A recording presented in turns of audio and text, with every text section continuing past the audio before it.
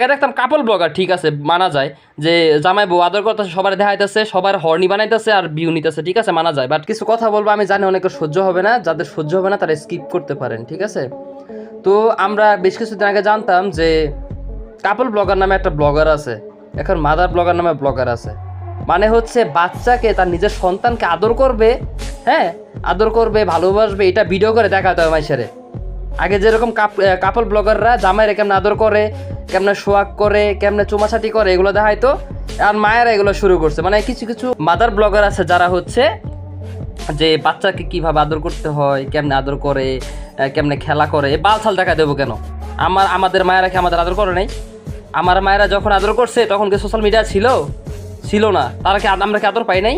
আমরা কি আদর পেয়ে বড় হই নাই? বুঝলাম না। মানে বেবি হয়েছে ঠিক আছে ভাই, তাই বলে কি রেগুলার ব্লগ বানাইতে হবে বেবির এনে একটা? আগে দেখতাম কাপল ব্লগার, ঠিক আছে মানা যায় যে জামাই বউ আদর করতেছে, সবার দেখাইতেছে, সবার হর্নি বানাইতেছে আর ভিউ নিতেছে, ঠিক আছে মানা যায়। বাট এখন দেখতেছি মাদার ব্লগার হয়ে গেছে, সবার ইমোশন আঘাত করে, সবার ইমোশনাল বানাইয়া তারপরে ভিউজ কামাইতেছে। ফাইজলামি।